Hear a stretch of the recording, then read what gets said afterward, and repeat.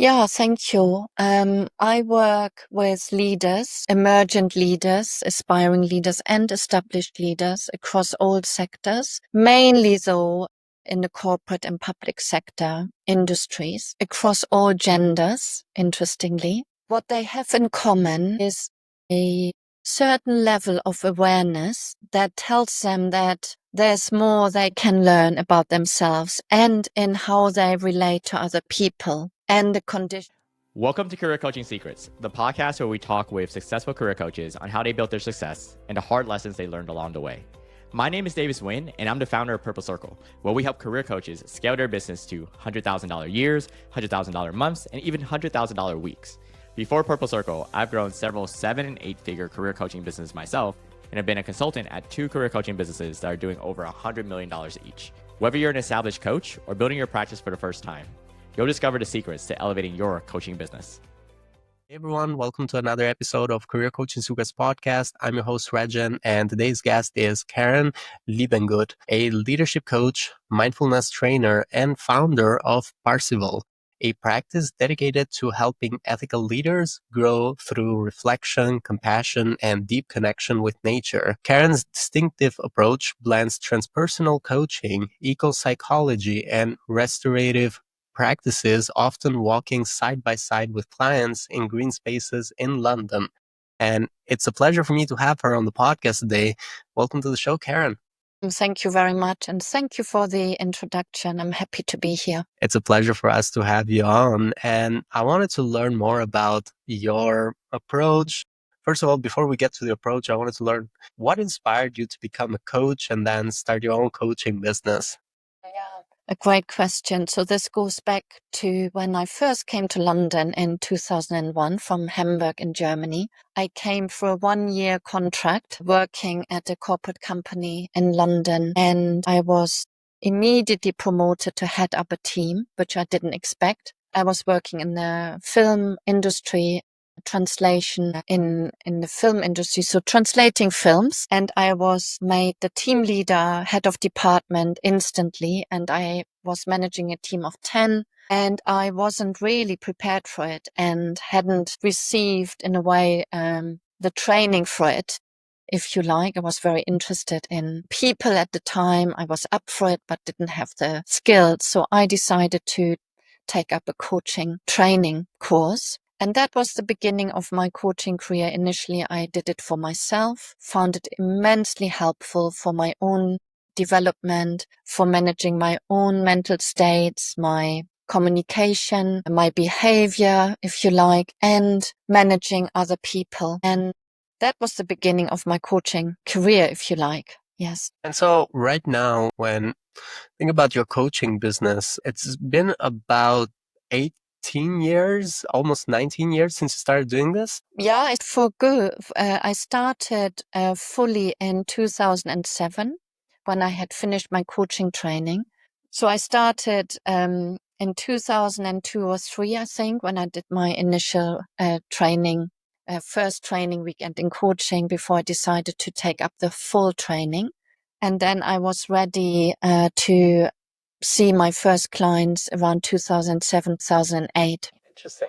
Throughout that experience, and I really love the approach of like walking with your clients around the park in London. What is it about when going through the coaching journey with your clients? What about it do you find the most rewarding since you started doing this? Yeah, so when I set myself up as a coach and started seeing clients, initially I was seeing clients indoors. I had a consultation room within a health center. I was seeing clients indoors. And I felt initially when I started seeing clients that something was missing, but I didn't quite know what it was. And from a young age, I've had a deep connection to nature, and I spent a lot of time outdoors, thanks to my mother, who had a great love for nature. And we spent every weekend outdoors on foot, on our bikes, looking at trees and flowers.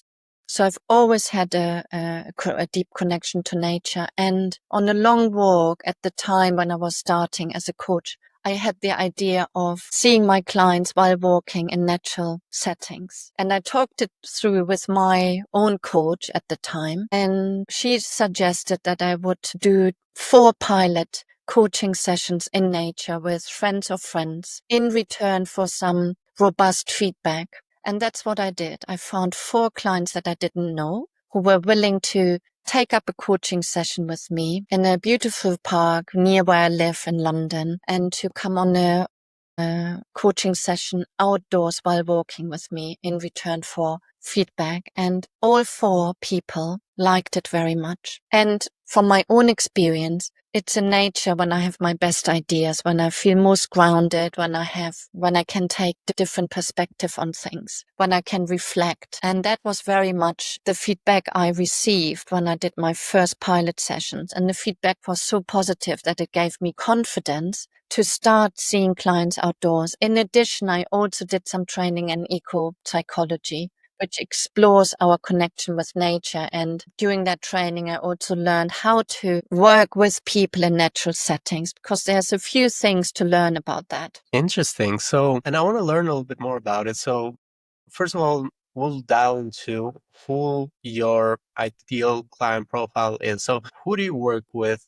How would you describe the ideal client profile? Would you say that they have some commonalities, some common themes in the goals that they have? How would you describe it? Yeah, thank you. I work with leaders, emergent leaders, aspiring leaders, and established leaders across all sectors, mainly though in the corporate and public sector industries, across all genders, interestingly. What they have in common is a certain level of awareness that tells them that there's more they can learn about themselves and in how they relate to other people, and the conditions they can create as leaders for others to unfurl, to flourish, to thrive, to be well in the workplace. So that is what all leaders I work with have in common. Already a certain level of consciousness that there's more they can learn and there's more room for development in themselves. Interesting. And so, when it comes to them working with you, how would you describe the engagement? Is there a certain program of a certain length that they work with you typically?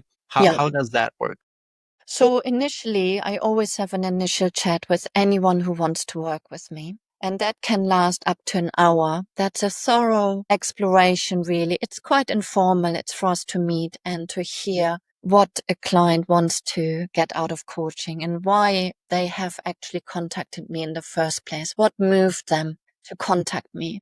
So that's very interesting to me. I want to know that people have an idea why they want to invest time, energy, money. Often it's the organizations that pay, but they have to put in the effort, the time and energy and the willingness to explore themselves and their work. And it's also an opportunity for me to say a little bit about how I work. And once we've done the initial chat, I request in a way that people take up at least 6 sessions with me. And they can last up to 60 minutes per session or 90 minutes. Often, particularly people in more senior leadership positions, they want a 90-minute session just because it allows them to have more time and space to talk things through and to explore some issues arising in one session. Mm-hmm. And after that, often people continue and engage in a 12-month program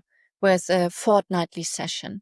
Some leaders take up half a day or whole day of coaching with me because they like the intensity of having the luxury, if you like, of half a day or a day with me.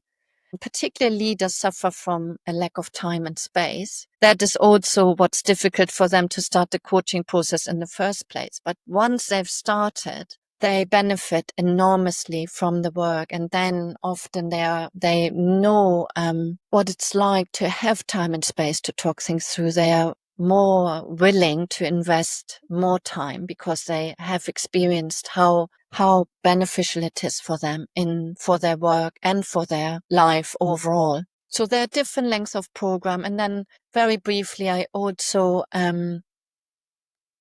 I offer a 6-month or 6-session program that can take different formats for leaders who are particularly interested in exploring ethics in leadership, what it means to lead ethically. So that's a program that I offer in addition or alongside my coaching programs. Interesting. And that's a group program that's not one-to-one, but that's usually it's a group of 9 or 10 leaders. And with the groups, does it all happen that you also do the walks and retreats with the group? So no, the ethics and leadership program is purely online. Mm-hmm. I do sometimes do a coaching immersion day with 3 to 4 leaders. That's a small enough group so that every leader throughout the day outdoors or to get some one-to-one time with me while the others spend time by themselves reflecting. So I do offer group coaching sessions outdoors, but that would need to be over a day. But the Ethics and Leadership program is an online program. Coaching and mindfulness and compassion programs are often also group programs for up to 10 leaders. And what leaders want in particular, I always discuss with them beforehand. And often when I work with a team of leaders, it's a blend of coaching and mindfulness and compassion practices. Often mindfulness and compassion form the practical application in a way, or practical tools that I offer to leaders they can apply instantly in their day-to-day work with other people, with their teams, with their colleagues, with their peers. Interesting. So I think now it's word of mouth. A big part of the leaders I work with come through word of mouth because I've been doing what I'm doing for some years now. Mm-hmm.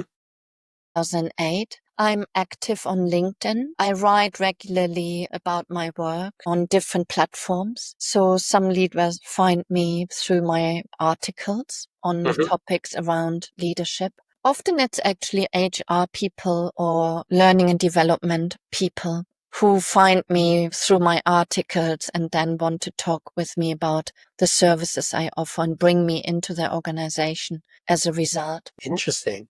And so it's mostly word of mouth and LinkedIn.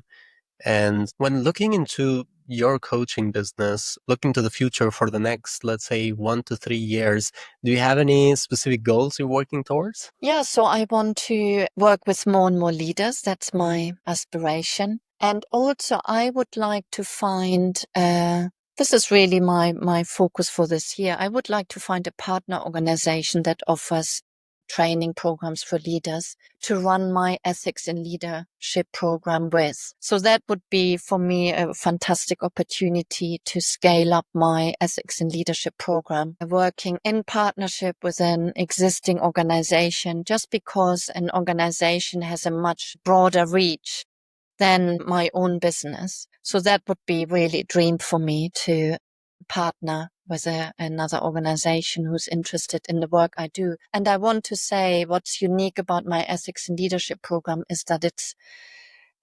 experiential, not theory. So there's many models of leadership around, but often leadership programs lack practice, how to actually apply different ways of leading in the workplace. So that's how my program is. It's different and unique. And throughout your experience, throughout these years, when it comes to investments, have there been any investments that you feel like they were very worth the money? It could be investments in yourself, investments in the business that you feel like you got a good return from. And are there also investments that you feel like you probably should have avoided, like not so good investments? I'm not sure. I'm generally on the cautious side of investing, but recently I've worked with a very, very good copywriter, communicator who has helped me create what I find a very beautiful brochure or pitch document explaining my ethics and leadership program and what I'm looking for in terms of collaborating with a partner organization. So I think that was a very worthwhile investment in producing something that is beautiful to look at, that is accessible to read, that gives a good idea of who I am, what I offer, and what people get from working with me. And also gives people a little bit of my personal background, which I think often people are very interested in, probably most interested in our personal stories. So I think this person did a very, very good job helping me put that together so that others can get an idea of what I have to offer and why I want to work with them. Interesting. So right now, so there hasn't been any bad investments, you'd say? I can't really think of anything other than maybe the coaching trainings or professional development trainings I've taken up over time. There might have been something where I thought maybe I could have done this rather than that. But sometimes we sign up with something and we don't know until we do it. Absolutely. So I've certainly had trainings that I attended and that I felt were, fairly expensive or what fair investment. I always felt that whatever I did and invested in to develop further in my work had the right value. But afterwards, there have certainly been trainings where I thought, oh, maybe that wasn't quite the right time, maybe for me to do it, or maybe I didn't learn as much as I thought I would learn. But we just don't know sometimes what we sign up for from the description of something. Yeah, absolutely. And it's so hard to understand when it comes especially to trainings. It has been a case that we've seen that has not been a very good investment, especially in the podcast. We've noticed this. But last year, on the research last year, one of the things that turned out to be an investment that didn't have a lot of return on it was certifications for coaches. Those didn't have a lot of return because a lot of the clients, individual clients that coaches were working with, didn't really ask for them or were not very familiar with the certification at all. So it didn't actually turn out to be a must have. Now it's helpful for the coach themselves, but in terms of like thinking of it as a marketing or as actually clients would care, it has not been the case. Only if the company asks for a specific certification or accreditation, then it would be the case that would be useful. But yeah, that is what we have seen from the research last year. And yeah, interesting. so right now, what would you say when looking at your coaching business perspective? What is a challenge that you're trying to solve for next in your coaching business? Where is the bottleneck right now? Yeah, I think it's really connected to what I've just explained around wanting to make good connections with the partner organization so that I can scale my work. But what I'm most interested in is not so much becoming bigger as a business, having more people work with me. I'm most interested in working in my business rather than at it to grow it as a business. I'm most interested in working with people and helping people grow and develop. I'm less interested in building a bigger organization. That's why I'm looking for collaboration with others so that my work can reach more people, if you like. Interesting. So there's a bottleneck there where I've come to the point where I think, oh, on my own in my business, although I'm an associate with different organizations working and delivering coaching sessions for other organizations. But what I want to do is more work. I would like to work more in collaboration and with other organizations who have a broader reach. And through that, I can reach more people. Because what I'm good is the work with people. I'm not so good at marketing and recruiting, and it's also not where my interest lies. Yeah, I totally understand that. I totally understand you want to grow without having to have this big team, but it's basically you working in the business. So that is very clear. And there's certain like limitations when it comes to it, especially thinking about your time is limited as well. That's where your program could come very handy in scaling. So right now, and this would be useful for the coaches who are listening, what advice would you give to other coaches who are looking to scale their impact? And you can think of this as an advice you'd give to yourself as well. Yeah, I really love that question. And I have been asked this question over the years. What I always say is that, and this is my own practice and continues to be my own practice, is believing in the work I do and perseverance and being really clear about who and what I want to serve. So knowing our audience very well and what their struggles are and how we can help as coaches. So I think that it's very difficult to really know what our audience struggles with and what exactly they are looking for, because often we think we know it and we look at it from our own perspective as coaches because we know what we can help with. But actually, to always come and talk from the perspective of our clients is probably the greatest challenge, and something I think we need to learn as coaches and any practitioners in the helping profession, really knowing what the pain points are, what people need, and speaking in that language so that people go, oh yeah, that's me. I want that. I need that. And I think the more we do that, the more we can scale. Speaking the language of the client, belief in ourselves, clarity about who and what we want to serve, and perseverance. Because as practitioners, we go through ups and downs. And knowing that after perhaps a period of less work coming in, there will again be growth and development. That's the natural cycle of life. Thank you. Thank you so much, Karen. Thank you for all that advice. And thank you for coming to our podcast today. It was a pleasure to have you on the show. Is there any other way they could connect with you? That's it, really. I'm on LinkedIn, and then there's my website that you've just mentioned, and people can, all my details are on the website, and also they can direct message me on LinkedIn. Cool. Thank you. Thanks so much, Karen. Thank you for coming to the show. Yeah, thank you very much. It's been a pleasure. That's it for this episode of Career Coaching Secrets. If you enjoyed this conversation, you can subscribe on YouTube, Spotify, Apple Podcasts, or wherever you're listening to this episode to catch future episodes.